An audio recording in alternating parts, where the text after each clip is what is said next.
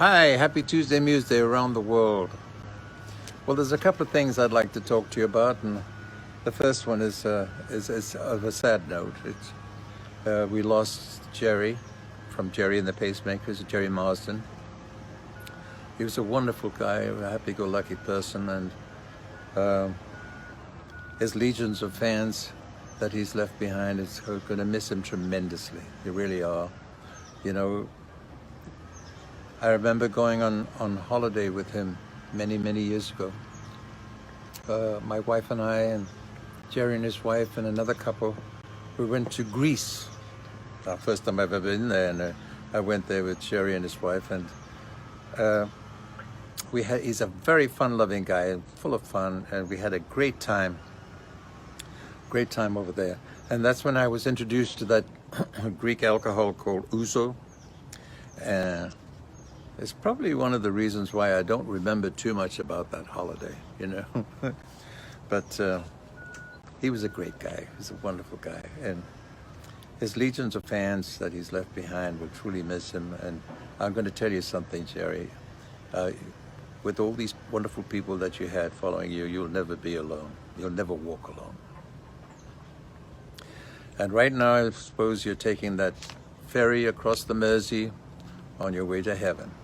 May you rest in peace, my friend. God bless you. Secondly, I want to talk about, and let's be serious for a little while, okay? Because, you know, we've been hiding in the bunkers for a long time, for the most of the year. And it's about time that we pop the heads out and hopefully hear the sirens that sound the all clear, you know? Because we're fighting this silent war, a war with the silent enemy or invisible enemy, you know, which is unbelievable. And I think the way I think, and you know, I'm a ex-army person, and I think like a soldier. And I think the way I feel that this whole thing should be handled, you know, as far as administering the vaccine, which is now we call the ammunition, that will kill the invisible enemy.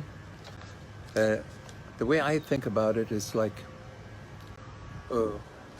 we don't just put it in dots and pots and pots and pots, because the enemy has time to escape and do damage all over the place. What we should do is, I feel, is surround the enemy, surround it.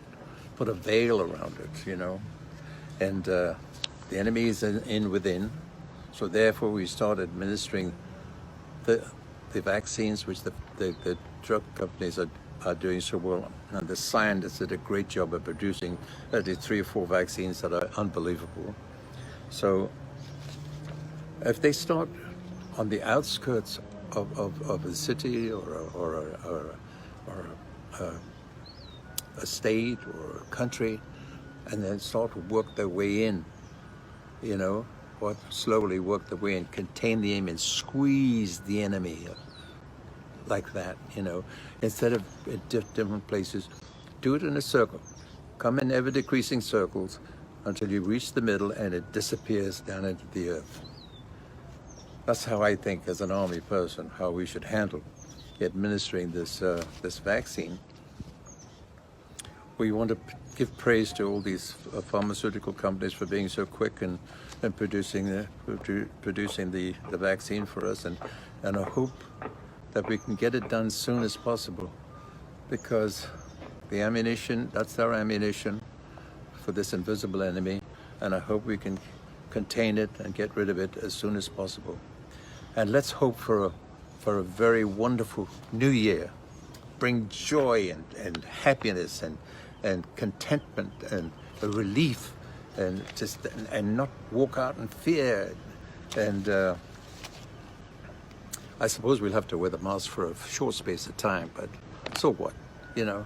As long as we're safe and we're able to do the things we normally do, let's get on with it, okay?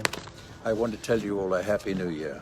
A happy new year, healthy, and God bless you all. And I hope to see you all next week, okay?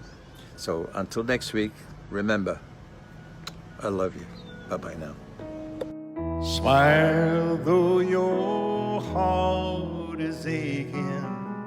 Smile even though it's breaking.